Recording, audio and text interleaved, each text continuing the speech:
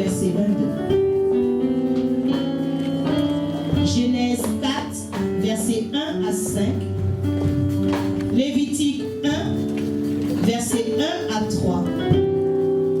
Acte 7, au verset 22. Et je vais commencer à lire la parole de Dieu dans le livre de Genèse, chapitre 4, à partir du verset 1. La Bible déclare que Adam connut Ève, sa femme. Elle conçut et enfanta Caïn. Et elle dit, j'ai formé un homme avec l'aide de l'Éternel. Elle enfanta encore son frère Abel. Abel fut berger et Caïn fut laboureur. Au bout de quelque temps, Caïn fit à l'Éternel une offrande des fruits de la terre. Et Abel de son côté en fit une des premiers-nés de son troupeau et de leur graisse. L'Éternel porta un regard favorable sur Abel et sur son offrande. Mais il ne porta pas un regard favorable sur Caïn et sur son offrande. Alors Caïn fut très irrité et son visage fut abattu.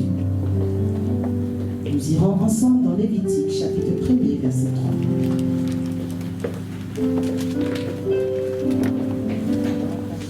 L'Éternel appela Moïse de la tente d'assignation. Il lui parla et dit, parle aux enfants d'Israël et dis-leur, lorsque quelqu'un d'entre vous fera une offrande à l'Éternel, il offrira du bétail, du gros ou du menu bétail. Si son offrande est un holocauste de gros bétail, il offrira un mâle sans défaut. Il l'offrira à l'entrée de la tente d'assignation devant l'Éternel pour obtenir sa faveur. Alléluia. Aujourd'hui, bien-aimés, à la place des enfants d'Israël, l'Éternel veut s'adresser au peuple du temps de la parole. L'Éternel me dit, parle et dis au peuple du temps de la parole, que lorsque quelqu'un d'entre vous fera une offrande à l'Éternel, vous offrirez du bétail, du gros ou du menu bétail. Et si votre offrande est un holocauste de gros bétail, vous offrirez un mâle sans défaut. Vous l'offrirez à l'entrée de la tente d'assignation devant l'Éternel pour obtenir sa faveur. Amen. Nous irons rapidement dans Actes des Apôtres, chapitre 7, verset 22. La Bible nous dit que Moïse fut instruit dans toute la sagesse des Égyptiens. Et il était puissant en parole et en œuvre. Alléluia. Est-ce qu'on peut acclamer la parole de l'Éternel? Alléluia. Nous venons de lire 3 passages bien-aimés. Nous sommes partis dans le livre de la Genèse, nous sommes partis dans le livre de Lévitique et dans Actes des Apôtres. Bien-aimés, nous avons surfé dans l'Ancien Testament et le Nouveau, n'est-ce pas? Puisque nous sommes en train de parler de retour aux fondamentaux, il est important d'aller toucher un peu à la loi. Qu'est-ce que cette loi, elle nous dit? Comment est-ce que cette loi s'applique à chacun de nous aujourd'hui? Amen. Je te salue dans le doux et précieux nom de notre Seigneur le Sauveur Jésus-Christ de Nazareth qui revient bientôt. Amen. Nous continuons dans notre thème retour aux fondamentaux. Le chrétien de haut niveau. Depuis dimanche dernier, nous avons parlé du chrétien de haut niveau qui s'arme de la pensée de souffrir. Le chrétien de haut niveau qui a compris ce que signifiait la souffrance et qui a changé son regard sur la souffrance parce qu'il veut aller à une autre dimension avec son Dieu. Alléluia. Aujourd'hui, nous allons voir encore une autre clé pour toi qui aspire à cette autre dimension dans ta chrétienté. Le chrétien de haut niveau, c'est celui qui est prêt à payer le prix. Alléluia. Est-ce que tu peux demander à quelqu'un à côté de toi, est-ce que tu es prêt à payer le prix? Comment Clarisse, est-ce que tu es prêt à payer le prix? Frère Saturnin, est-ce que tu es prêt à payer le prix? Est-ce que peuple de Dieu, vous êtes prêt à payer le prix? Nous avons lu un passage qui nous parle de l'offrande de Caïn et l'offrande d'Abel. Bien aimé, j'ai été choqué parce que quand on regarde en général, c'est ce que Caïn avait en sa portée qu'il a offert à l'Éternel, n'est-ce pas? comment se fait-il que l'Éternel n'accepte pas? Pourquoi l'Éternel n'accepte pas? Nous allons dans Actes des Apôtres et nous parlons de Moïse qui était instruit dans toute la sagesse des Égyptiens. Mais ce même Moïse, lorsque Dieu l'interpelle, il dit à Dieu, tu sais que je suis quelqu'un qui ne sait pas parler. J'ai la langue embrasée, ça ne date pas d'hier. Mais la Bible nous dit dans Acte 7 qu'à un moment, Moïse, celui qui ne savait pas parler, celui qui n'avait pas les mots faciles, qui avait la langue embrasée, la Bible nous dit qu'il était puissant en parole et en œuvre. Alors qu'est-ce qui s'est passé entre-temps? Alléluia. Quand nous parlons dans le livre de Lévitique, nous voyons les recommandations que l'Éternel fait à Moïse concernant l'offrande des enfants d'Israël. Dieu est précis. À quoi est-ce que ces choses peuvent s'appliquer à nous aujourd'hui, Église primitive? Est-ce que ces choses sont d'actualité? Puisque nous parlons de retour aux fondamentaux. J'ai envie de dire simplement à quelqu'un ce soir, si tu aspires à une autre dimension, un autre niveau dans ta foi, l'important pour toi d'être prêt à payer le prix. Quand nous avons lu ces trois passages, bien aimés, ce qui ressort, c'est que pour obtenir la faveur de Dieu, il y a quelque chose à faire. Amen. Pour être puissant en parole, pour être puissant en œuvre, Moïse faisait des miracles. Il y a un prix. Pour que l'Éternel porte un regard favorable sur toi. La Bible déclare que Marie avait des jeunes filles vierges en ce temps-là. Mais le regard était porté sur Marie. Quelle était la différence entre elle? Certes, une grâce lui avait été donnée. Mais la grâce s'est basée sur quoi? Pourquoi pas sur quelqu'un d'autre?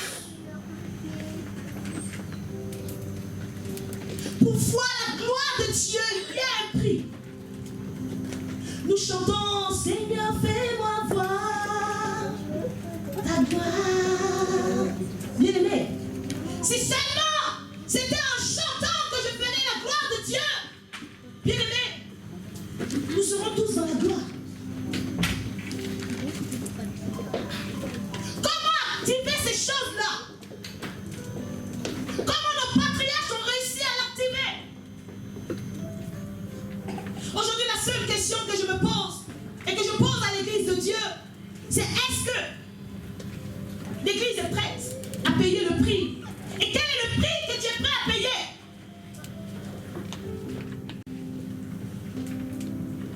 Aujourd'hui, si tu te tiens face à l'Éternel et que tu dis Seigneur, je veux voir ta gloire, Seigneur, que ma situation change. Je viens te dire quel est le prix que tu es prêt à payer. Parlons face à face.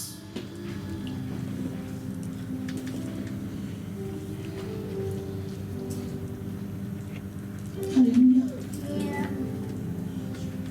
Lorsque Dieu envoie son Fils unique, et pour racheter ta vie et ma vie, il y a un prix. Il va payer un prix, au prix de son sang. Il y a des choses que tu attends de la part de Dieu, ami de l'Éternel. Peut-être depuis des années, mais quel est le prix que tu es prêt à mettre? Tu as envie de te marier? Tu as envie d'enfanter? Tu as envie d'être puissant dans le ministère? Tu es prêt à donner quoi? Parlons concrètement.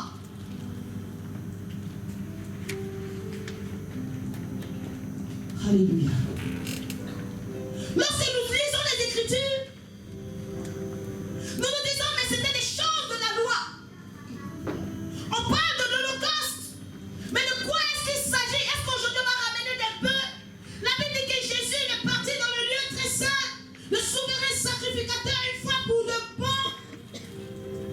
Mais en même temps, il nous dit, ne croyez pas, s'il vous plaît, quel que soit tout ce que j'ai fait, ne croyez pas que je suis venu pour abolir la loi ou les prophètes. Attention.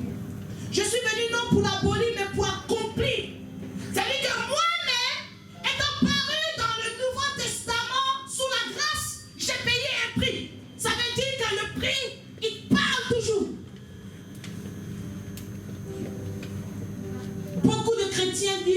Jésus-Christ a déjà payé le prix.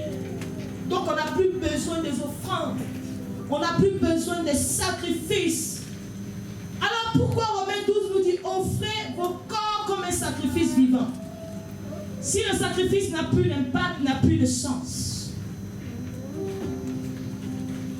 Offrez votre corps comme un sacrifice vivant, saint, agréable à Dieu, ce qui sera de votre part un culte raisonnable. Ça m'amène à me poser cette question depuis que je sais Dieu. Est-ce que je lui fous un culte raisonnable?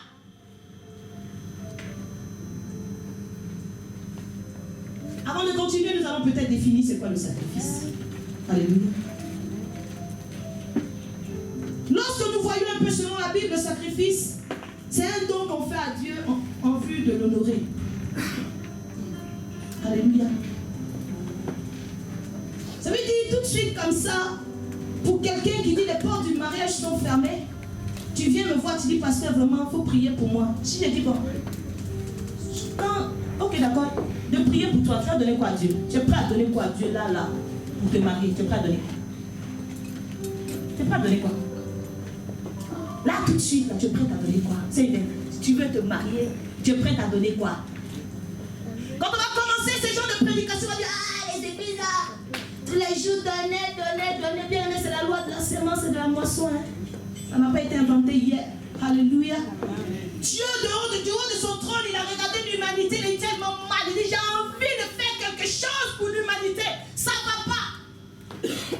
Mais il s'est parlé à lui, mais ok, je vais faire quelque chose. J'ai besoin que quelque chose se passe, mais je suis prêt à donner quoi? Il a regardé autour de lui, il dit ah. Il a regardé autour de lui. Il dit c'est que je vois autour de moi. La chose qui est trop précieuse, non. Mais il dit puisque je sais qu'on n'a rien pour rien, je donne mon fils unique. Chrétien, parlons peu, parlons bien. La dimension à laquelle tu veux aller, tu es prêt à donner quoi, serviteur saturnaire? On a longtemps prié, s'il vous plaît. On a longtemps parlé. Tu es prêt à donner quoi? Toi-même. Oh, on attend trop vu la scène que c'est là ici.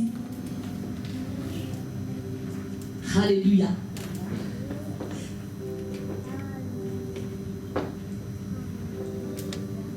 Le sacrifice, c'est une privation. Dis avec mon privation. Le sacrifice, c'est une peine volontaire. Bien, mais c'est la chose que toi-même, tu as l'impression que tu donnes à contre-cœur. Est-ce que vous avez déjà donné quelque chose qui vous a fait pleurer? Est-ce que quelqu'un a déjà fait une offrande qui l'a fait saigner?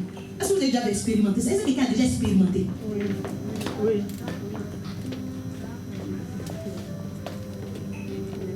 Est-ce que quelqu'un a déjà expérimenté le tout? Je ne te dis pas que parce que tu sais que tu as un petit 10 € de côté. Mais je te dis le tout que toi-même tu sais. Quand tu finis de faire ça, tu chantes, je me livre totalement. Seigneur mon Dieu, parce que tu sais que tu es mort. Bien, mais ça te fait mal. Tes entrailles, tu sens qu'il y a quelque chose qui remue là-dedans. Quand on parle de sacrifice, on parle d'effort volontaire. Il y a la notion de ce à quoi tu renonces. La chose qui te coûte tellement à laquelle tu renonces. Bien, il y a des moments, vous savez, l'Éternel te pousse à faire quelque chose, tu es convaincu que c'est ta chair, tu dis non, je suis un peu trop zélé. Aussi la seule voiture du couple, comment on entend dans mon esprit voiture. Voiture, non, ça c'est le diable qui veut m'attendre dans un métro pour aller me toucher avec ses démons. Comment je peux donner ma voiture comme voiture? Oh, kabababaye, dabaro, sodo. Mais Seigneur, toi, tu sais, tu ne peux pas faire ça. La voiture, je vais au travail avec. Comment voiture? Tu te dis non, c'est ma chair. Alléluia. Aujourd'hui, j'ai envie de demander à quelqu'un, en fait, ça te coûte quoi d'être un membre du temple de la parole? Ça te coûte quoi?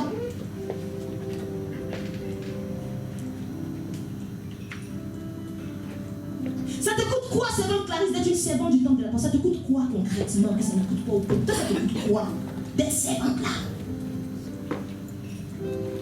Ça te coûte quoi? Tout le monde arrive, les chaises sont déjà mises, tu viens t'asseoir à côté. Ça t'a coûté quoi? Ça te coûte quoi? crois concrètement? Toi qui interviens dans un département qui est chambre ou autre, qu'est-ce que ça te coûte? Lorsque tu regardes ton relevé, bien aimé, le temps de la parole te coûte quoi?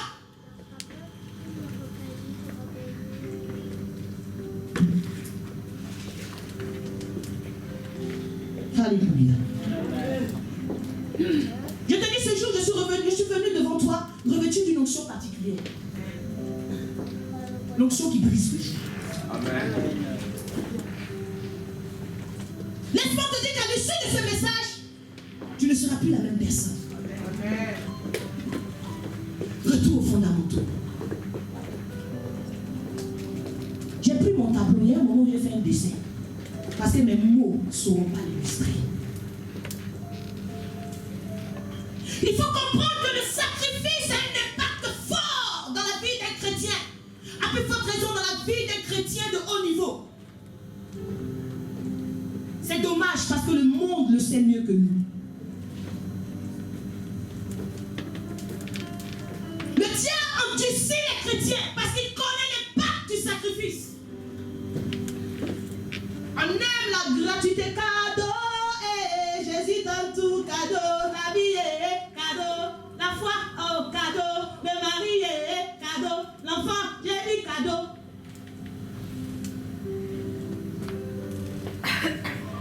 J'ai envie de dire à quelqu'un que une offrande qui te coûte ne se taira jamais.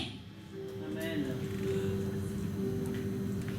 La Bible dit que par la foi, c'est par la foi que Abel a offert un sacrifice plus excellent. Dis avec moi, plus excellent. À Dieu. Le sacrifice était plus excellent que le sacrifice de Caïn. Sauf que chacun a donné ses prémices. Quelqu'un comprend ça?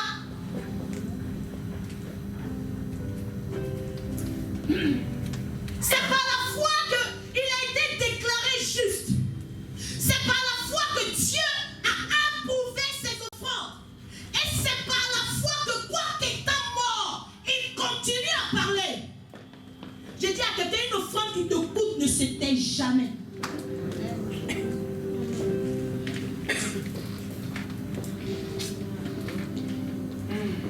C'est pourquoi il y a des moments où tu vas faire un truc bien aimé. Vous savez, un jour, il y a quelqu'un qui est venu me voir et dit, pasteur, je veux provoquer Dieu. Il dit, toi, tu es audacieux. Hein? Tu veux provoquer Dieu, je veux provoquer Dieu. J'ai dit, mais comment provoquer Dieu? Moi, je veux provoquer Dieu. J'ai écouté un message et je vais essayer. Il dit, ah bon? Et puis toi, tu veux provoquer Dieu sur moi. Il dit, je veux provoquer Dieu. Il dit, bon, tu veux que Dieu fasse quoi? Non, il faut que le Seigneur me donne vraiment le travail. Ah, le travail? Ok. Bien, elle a provoqué Dieu brutalement. Mais Dieu lui a tout donné sauf le travail.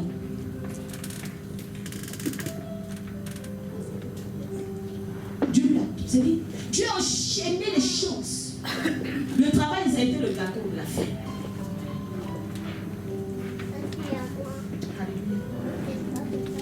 Vous savez qu'il y a une étape dans la vie où le sacrifice te permet de remporter des victoires.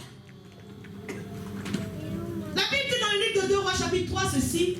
C'était Israël qui combattait contre Moab. La Bible dit le roi de Moab était mené par les troupes d'Israël.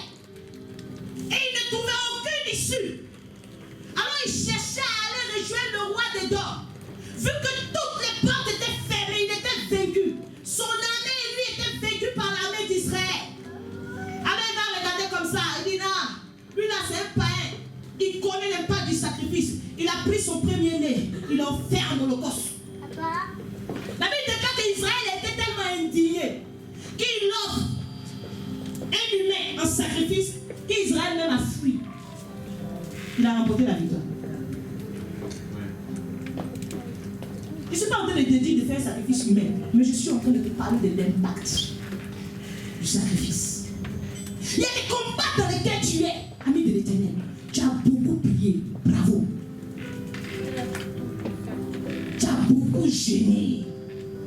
Mon dessin que je vais faire après va te parler de tout ça. Tu vas voir un peu l'erreur que tu fais souvent.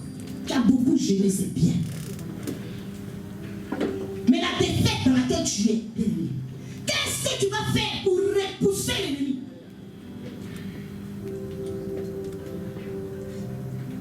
Le sacrifice. libère une puissance. Le sacrifice libère une puissance dans ton atmosphère. Lorsque tu es quelqu'un qui t'offre à l'éternel, quand Dieu s'offre à Dieu comme un sacrifice vivant, bien-aimé, lorsque tu t'offres, Jésus a été offert dans le temple en même temps que le sacrifice. On parle de ce que tu donnes, de ce que toi-même tu donnes à Dieu de toi. C'est ça, dit le sacrifice vivant. Toi et tout ce que tu fais en sacrifice. Bien-aimé, lorsque tu es une vie de sacrifice, tu libères dans ton atmosphère une puissance. Quelqu'un qui n'est pas correct, il ne peut pas rester dans ton périmètre. Alléluia. La Bible dit que lorsque Judas s'est laissé corrompre, il a pris la cohorte et des huissiers armés. Comme il savait le jardin où Jésus avait l'habitude de partir, il va arriver là-bas. Ce traître-là, il va arriver là-bas avec eux. Et Jésus les voyant, et sachant très bien que c'était lui qu'ils étaient en train de chercher, il va leur demander quand même, qui cherchez-vous? Alléluia. Amen. Il dit, mais vous cherchez qui? Bien, mais le sacrifice était en train de parler. La puissance avait rempli l'atmosphère. Qu'elle a dit, qui cherchez-vous? Il dit, je cherche Jésus. Il dit, me voici, bien aimé. Ils sont reculés. Bah, bah, ils sont tous tombés. Bah. Quelque chose s'est dégagé. Bien aimé, nous voulons atteindre une autre dimension. C'est la dimension du sacrifice, bien aimé. Ou lorsque quelqu'un est assis à côté de toi, il ne peut pas, quand tu rentres dans un endroit, il vient dire, toi et moi, toi ici, tu es rentré ici pour me perdre. Depuis que je suis rentré dans ta maison, tu sais, je n'arrive pas à dormir. Chez toi ici, je ne dors pas habituellement, je dors bien. Mais j'ai envie de partir, je suis venu faire 5 jours. En tout cas, on me dit souvent, je m'en vais. Bien, parce qu'il a rencontré une puissance. Parce que l'atmosphère est saturée. Vous savez, une église qui n'avance pas, c'est une église dans laquelle il n'y a pas de sacrifice. Une église dans laquelle règne les démons est une église dans laquelle les gens ne se sacrifient pas. Une église qui n'avance pas est une église qui ne comprend pas l'impact du sacrifice. Alléluia. Dis avec moi, cet esprit touche ma mentalité. Pharaon connaissait. Il savait ce qui se passait dans l'atmosphère lorsqu'un sacrifice était fait. Il dit, Israël, vous n'allez pas sortir d'Égypte. Vous voulez aller sacrifier à votre éternel. Vous ne sortez pas. Sacrifiez ici en Égypte. Restez en Égypte pour sacrifier. Vous ne partez pas quelque part. Parce qu'il connaît la puissance. Il connaît l'impact. Il sait que lorsqu'Israël va sortir pour sacrifier, la puissance de Dieu va être manifeste.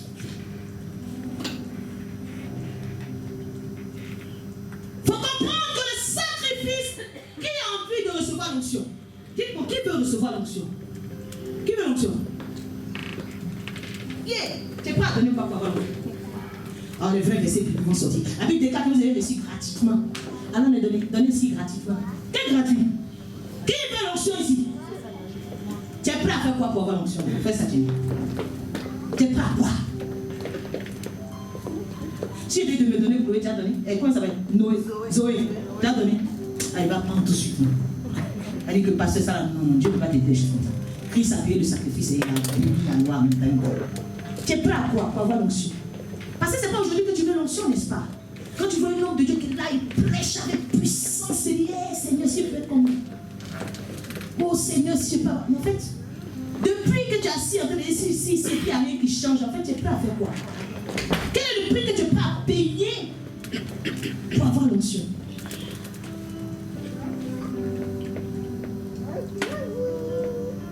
Qu'est-ce que tu es prêt à payer? Parce que la Bible déclare que Moïse était instruit dans toute la sagesse des Égyptiens. Ça veut dire qu'on peut t'instruire. Tu peux sortir d'une école biblique, mais bien aimé, l'onction bien aimé a des étapes. Il avait tout ça, mais il était au désert avec. Il avait tout ça, toute l'instruction et la sagesse égyptienne. Mais quand Dieu l'attrape comme ça, il dit, je ne sais pas parler. Mais tout ce que tu as appris auprès des Égyptiens, C'est passé où? Alléluia. Vous êtes trop tranquille, chantez. Dieu va faire encore. Dieu va faire encore. Dieu va faire encore. Alléluia. Il guérit les malades, il ressuscite les morts. Il est puissant. Il est puissant pour sauver, il ne change pas. Dieu va faire des miracles, des prodiges. Dieu va faire encore. Dis seulement un mot. Dis seulement un mot. Je serai guéri. Je serai guéri. Alléluia. Alléluia.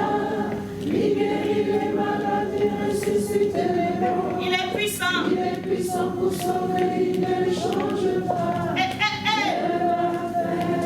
Des miracles, des prodiges, Dieu va faire encore. Alléluia. Mais sachez que l'onction ne s'enseigne pas, l'onction s'enseigne. Quand la Bible déclare que pour vous l'onction que vous avez reçue, dis à quelqu'un, l'onction ne s'enseigne pas.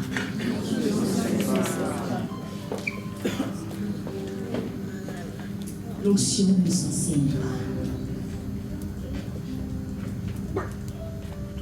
Aujourd'hui, je vais te parler de quelque chose de particulier, face à laquelle personne n'est épargné. Bien aimé, tout le monde veut l'onction. Vous savez, dans la Bible, le Seigneur n'a épargné personne. Il dit, même si tu es pauvre et que tu viens et que tu as besoin de quelque chose de particulier, on a mis de côté ce qu'on appelle l'offrande des pauvres. Si tu ne peux pas payer un peu, tu ne peux pas payer un agneau, achète un pigeon, une tourterelle, tu envoies.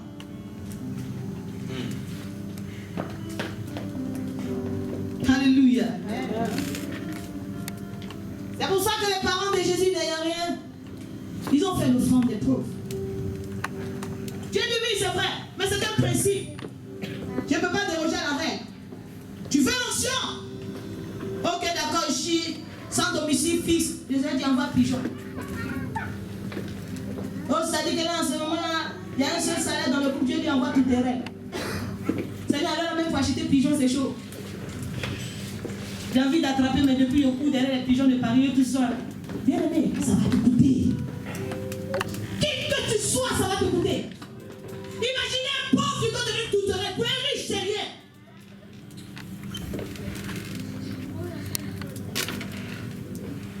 Alléluia. Avant l'onction, bien aimé, je ne suis pas en train de te parler de cette onction particulière que tu as, bien aimé, pour guérir les malades, pour ressusciter des morts, pour faire les ouvrages comme Bethsalie, l'onction pour enseigner. Je ne suis pas en train de te parler de cette autre dimension parce qu'elles aussi, elles ont des étapes. Mais je suis en train de te parler de l'onction brute. Je te parle de la chose de Dieu, du dépôt. Dis avec moi le dépôt. Je te parle de la chose que lorsque tu seras en contact avec ce que tu veux, la chose ira toucher. C'est qui est dans le dépôt. C'est pourquoi Paul va dire à Timothée, garde le dépôt qui est en toi.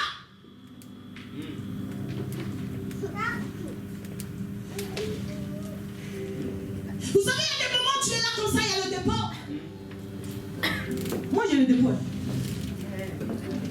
Ce qui fait que le jour où, c'est pourquoi Dieu m'a appelé réellement, le jour va permettre la connexion avec le déclencheur du dépôt. Vous allez penser que j'ai fait un sacrifice humain. Allez écrire cela. Amen. Tu as besoin de la base. Dis avec moi la base. La base. C'est de ça qu'il s'agit, les fondamentaux. Et je parle de cette onction-là, qui est la puissance du Saint-Esprit. Je parle de cette onction-là, qui te permet d'être un homme et une femme remplis de la chose de Dieu. Je te parle de quelque chose de le lorsqu'on parle de l'onction, je te dis que celui qui a l'onction, c'est celui qui se rapproche du Saint des Saints. Je ne te parle pas de celui qui ressuscite des morts, parce qu'à lui, Jésus pourra dire, je ne t'ai jamais connu, mais je te parle du dépôt, du dépôt.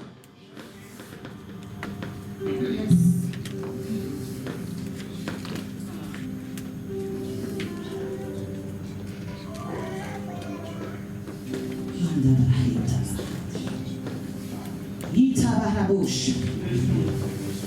Ripasatari.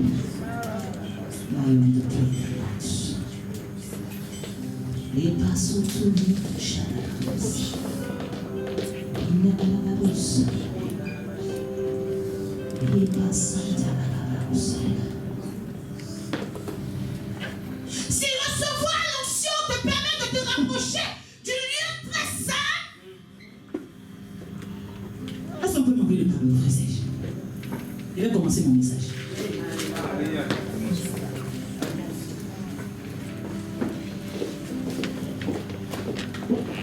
Un peu plus haut. Le truc un peu plus haut. Oh, ça glisse.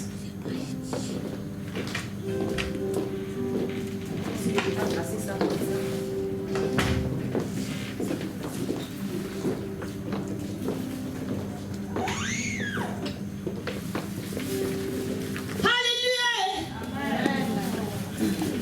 Il est assis sur son trône élevé et tout dans les cieux. J'ai connu quelqu'un dans la Bible qui a regardé son père et dit: Chat, c'est mon père. Il dit: moi je veux la double portion de ce qu'il y a sur toi. Il dit: mon fils, c'est que tu me demandes est trop difficile. C'est quelque chose que je ne peux pas. C'est trop difficile. Quelqu'un dit avec moi: l'onction est trop lourde. C'est trop difficile, bien aimé. C'est un chemin qui est difficile. Il dit: ce que tu me demandes, c'est pas petit. Mais regarde, mais lorsque tu vas me voir, là, quand tu vas me voir, je viendrai me connecter au dépôt. Mon dépôt et ton dépôt donneront la double portion. Amen. Pour dire, ça ne dépend pas de moi. Tu peux me voir, mais si la base n'est pas là, ce que tu demandes ne sera jamais accompli. J'ai besoin que quelqu'un, en sortant de ce lieu, il ait aujourd'hui le dépôt. Amen. Le dépôt a un prix. Dis avec moi, il y a un prix. Le dépôt a un prix. Alors, il faut s'approcher du Saint des Saints. Lorsque nous avons lu, la Bible déclare que dans le livre de Lévitique, l'Éternel dit à Moïse: allez dans la tente d'assignation, dis au peuple d'envoyer là-bas l'holocauste. Il y avait pas l'holocauste. Alors, j'ai commencé avec mon esprit d'enseignement. Ça, c'est une préfiguration des choses à venir. Amen. Alléluia. Alors, quand on parle du tabernacle, c'est pas assez peu. Le tabernacle, on va dire c'est ça. D'accord? Ça, c'est le tabernacle. Que l'habitation provisoire de Dieu. Retiens seulement. Sinon, quelqu'un attrape derrière. Le tabernacle, c'est l'habitation provisoire de Dieu. Vous savez, le peuple se promenait dans le désert. Dieu n'avait pas une maison jusqu'à ce que Salomon bâtisse un temple pour l'Éternel. Donc, il se promenait avec ça, le tabernacle. Alors, le tabernacle est là. Et la tente d'assignation, c'est la tente qui venait abriter l'arche de l'alliance. Voilà, la tente qui venait abriter ça. Ça veut dire quoi? Le tabernacle est là et il y avait une tente comme un appartement dessus. Ça, c'est la tente d'assignation.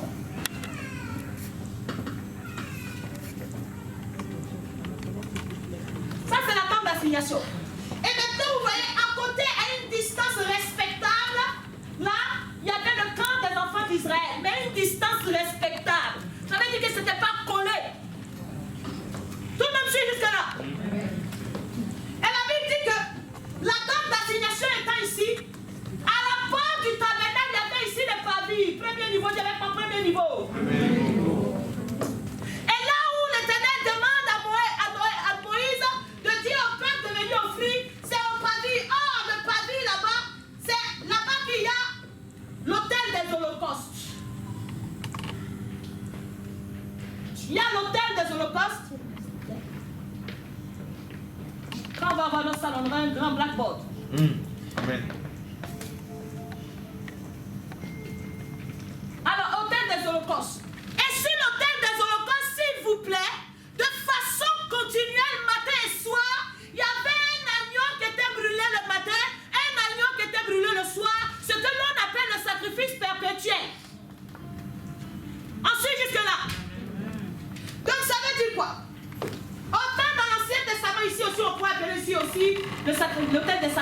l'autel des reins. Quand vous voyez dans la Bible l'autel des reins, c'était l'autel qui était à l'entrée de la tente, dans les pavilles. Donc, tu as péché, tu viens avec ton agneau, avec ton holocauste, à l'entrée. Tu vas mettre ta main sur la tête de ton truc, tu vas lui transmettre tous tes péchés pour faire l'expiation de ton péché. Après, les sacrificateurs vont s'occuper de ça. Amen. Tu as mon premier niveau. Et maintenant, quand tu passes les pavilles, il y a 2 appartements au niveau du tabernacle. Le premier appartement s'appelle le lieu saint. Amen. Et où il y a le lieu saint, c'est là il y a l'autel des parfums. Amen. Quelqu'un me suit ce soir? Et le lieu très saint, c'est là-bas il y a l'arche de l'alliance. La présence, l'onction que tu recherches, le dépôt, il est là au 3e niveau. Là, tu as le lieu très saint, dans le sein des saints.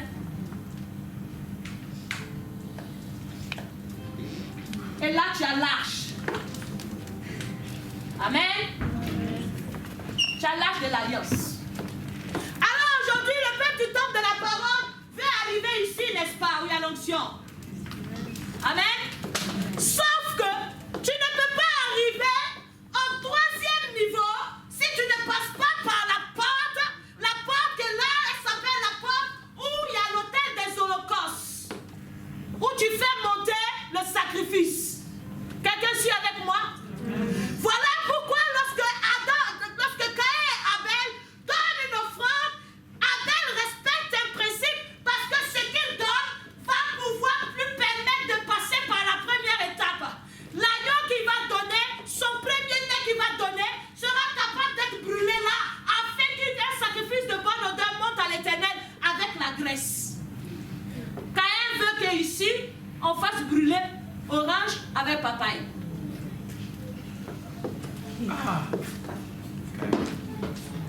Quelqu'un a suivi ça?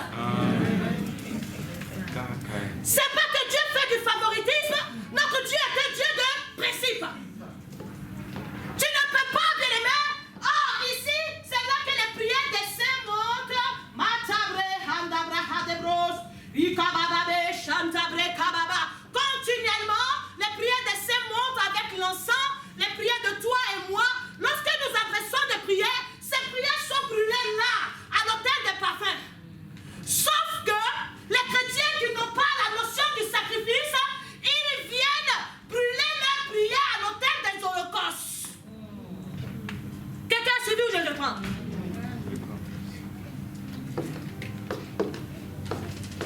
On te dit qu'ici, c'est au 2e niveau que les prières montent. Tu attends les ossements, n'est-ce pas?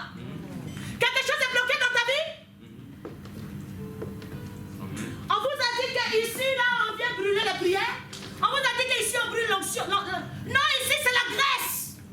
C'est l'offrande, l'holocauste qui monte. Voilà pourquoi lorsque Élie a battu les prophètes de Baal, il va d'abord rétablir l'autel des sacrifices. Il va offrir l'holocauste parce qu'il sait que tant qu'il ne passe pas par cette case, il va beau prier, le ciel descend.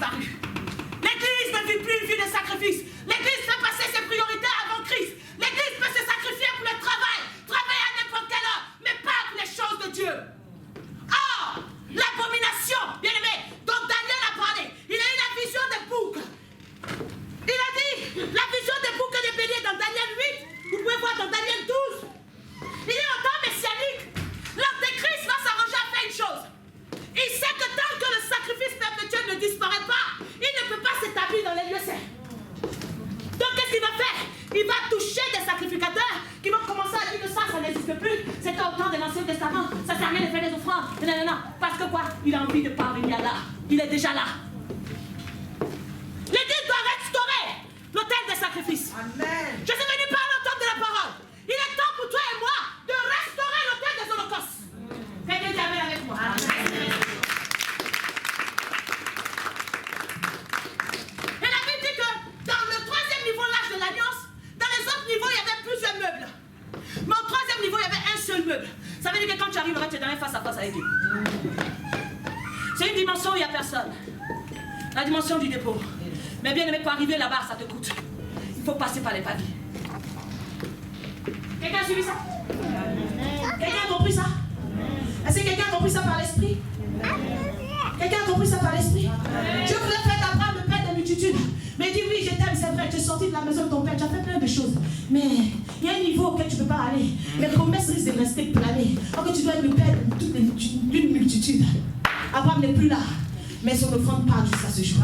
Son offrande a parlé sur Isaac, son offrande a parlé sur Jacob. Son offrande parle sur toi et moi. Amen.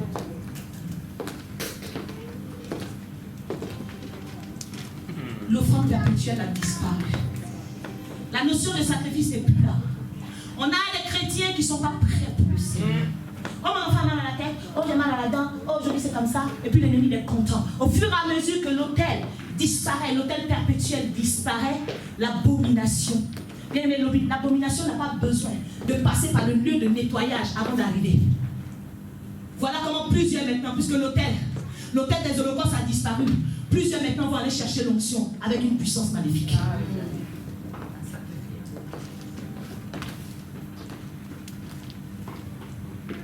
Ça va te coûter. Simplement à cause de ce principe-là. Tu peux prier, tu vas être frustré dans ta prière, bien-aimé. Tu peux prier. Peut-être que tu ne pries pas mal, mais tu ne pries pas, tu ne vois pas, bien-aimé, ton offrande sur le bon autel. Tu gênes, c'est bien. Noé avait compris cela. Pour repartir à zéro avec le monde, il a rétabli d'abord l'autel des holocaustes. Il a fait un holocauste à l'Éternel et l'Éternel a senti un parfait de bon odeur, il a tissé une alliance. Il n'y a pas d'alliance sans sacrifice. Aujourd'hui, l'offrande, le sacrifice doit représenter tout ce qui appartient à Dieu. Ça peut être ce qui va rentrer dans la maison des trésors. Le Seigneur, apportez vos dîmes et vos offrandes pour qu'il y ait du pain. Quand tu es là, tu pries, oh, quand ma Seigneur, décante ma situation. On te dit, on dit c'est là. Dis à quelqu'un, on dit c'est au premier niveau. Oh, quand Dieu va décanter, il arrive au deuxième niveau. Oh, tu ne pourras jamais arriver au deuxième niveau tant que tu ne passes pas par le premier niveau. Voilà comment sont les chrétiens tout le monde.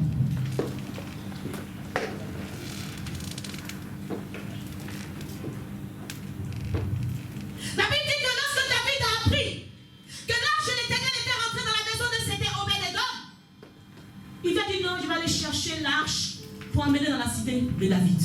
La Bible dit que les sacrificateurs qui portaient l'arche, depuis la maison d'Obed-Edom jusqu'à la cité de David, quand ils faisaient chaque 6 pas,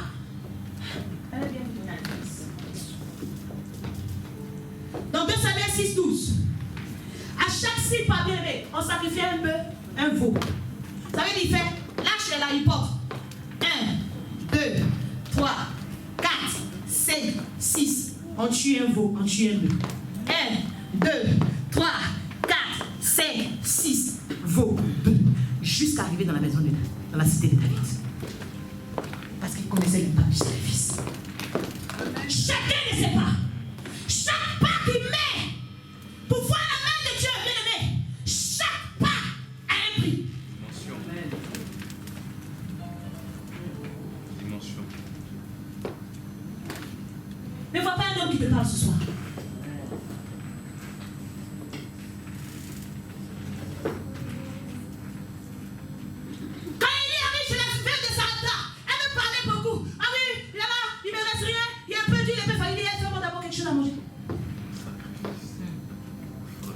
Si tu meurs, ce n'est pas mon problème. Mais tu sais quoi, il y a un principe.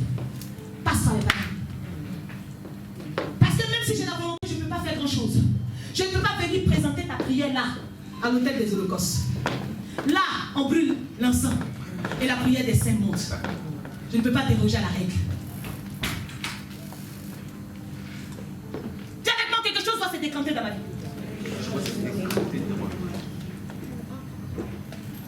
Ça y est, il marchait dans sa destinée. Mais laissez-moi vous dire que même si la chose est tracée, que tu ne passes pas par l'autel de l'Holocauste bien-aimé, tu vas rater la chose, quelqu'un d'autre prendra ta place. Il voulait faire demi-tour. Son serviteur a dit, hey, je connais un produit, mais on ne peut pas partir les bras vides, on ne peut pas. Parce qu'il comprenait, il savait c'était quoi, qu'est-ce que ça déclenchait. Il dit, on ne peut pas aller au deuxième niveau comme ça sans passer par le premier niveau. Il dit, mais j'ai rien dit, moi j'ai quelque chose, je vais aller déclencher, je vais aller créer le passage avec la chose pour qu'on puisse arriver au deuxième niveau. Quelqu'un comprend ça? Amen. Ce n'est pas la prédication de quelqu'un qui a fait, puis même si c'est la prédication de quelqu'un qui a fait un bien-aimé, c'est une prédication qui est biblique. L'ennemi fait aujourd'hui quand on est gêné de parler de l'offrande dans l'église. Jésus était arrêté à côté de ceux qui donnaient, il regardait ce qu'ils donnaient et comment ils donnaient. Tu viens, tu mets ton 2 euros et regarde.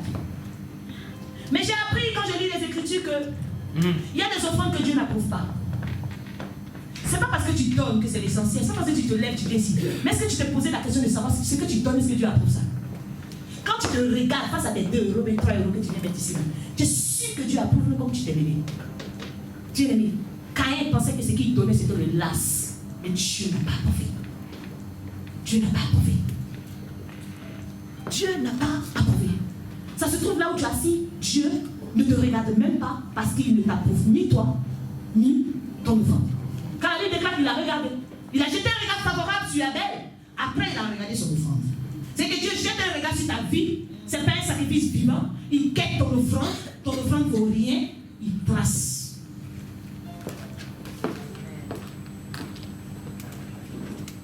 Tu veux servir Dieu. Si tu ne passes pas par la case numéro 1 de l'année, tu n'auras aucun impact dans le ministère.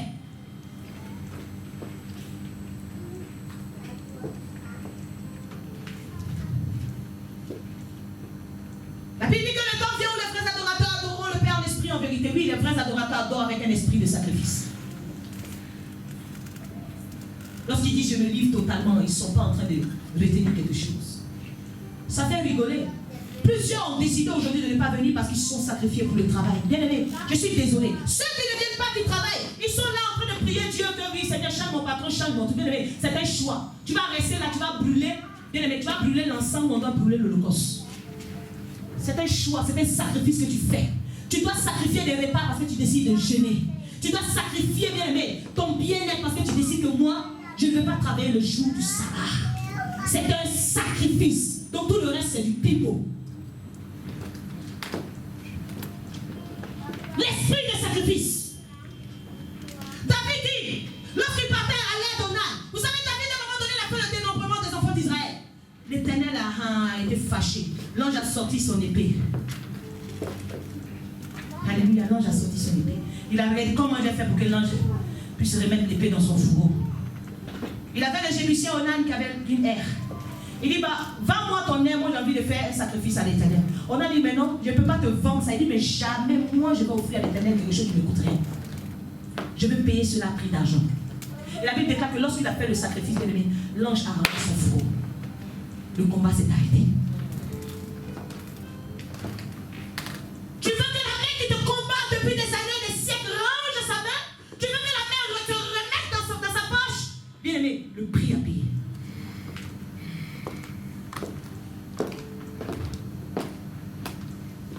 Alléluia.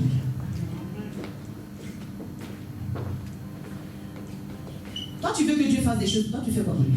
Lui, il est allé, il a donné son unique. Vous voyez pourquoi je parle, j'ouvre une parenthèse pour parler un peu de l'impact des premiers-nés.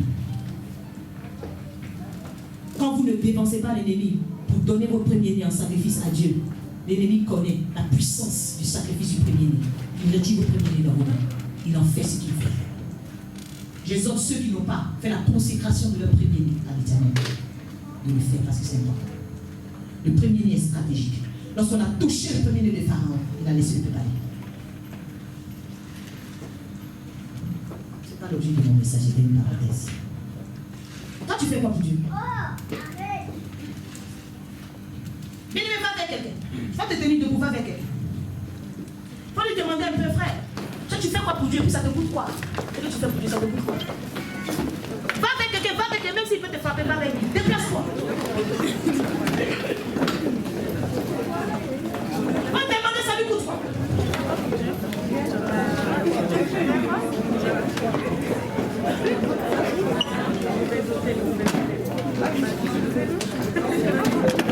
Demande à la personne. Tu fais quoi pour Dieu? Il y a des choses que tu attends. Qu'est-ce qui va faire que Dieu va laisser quelqu'un d'autre qui prie, va venir s'arrêter sur toi? Ça te coûte quoi en fait ce que tu fais pour Dieu? Ça te coûte quoi?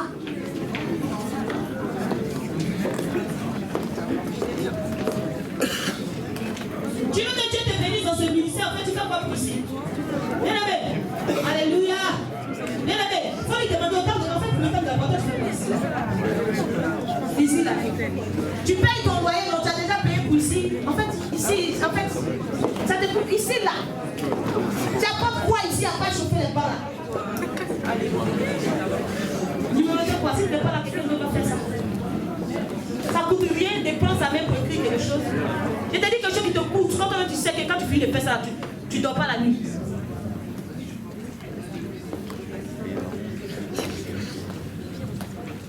Et dis à cette personne, si tu es malade, rétablis l'autel des holocaustes.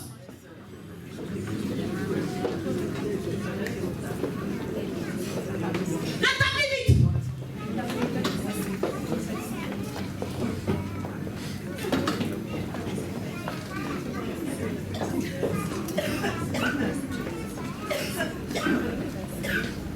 Tu vas parler à ton Dieu demain. Tu connais ta situation, tu connais ta position. Peut-être que tu te dis, oui, il faut qu'on te fasse la délivrance, non, il faut qu'on fasse comme ça, on chasse les démons, bien aimé. Bien aimé, tout ça là en bas, c'est au deuxième niveau. Le premier niveau, on fait quoi là-bas? On fait comment? Tu avais quoi? Je suis fatigué, Seigneur, de brûler l'encens sur l'autel des holocaustes. Ou tu t'attends à l'autel de la Grèce. Moi, je fais monter l'odeur de l'encens.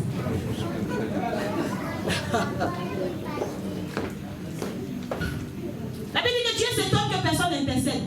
Mais pourtant les gens prient. Hein. Mais sauf que les gens vont prier au mauvais endroit. Ils sont en train de prier devant l'autel de l'Holocauste.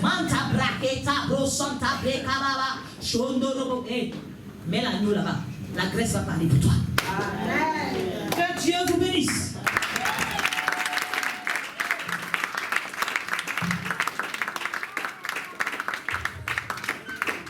Jésus. Alléluia. Alléluia. Alléluia. Nous devons payer le prix. Amen. Bien-aimés, vous avez entendu la parole. Cette parole nous a fait du bien. Cette parole doit nous révolutionner. Cette parole doit nous pousser à aller chercher Dieu. Nous allons prier pour cette parole. Bien-aimé, tu connais ta position, je connais ma position. Nous allons prier. Chacun de nous va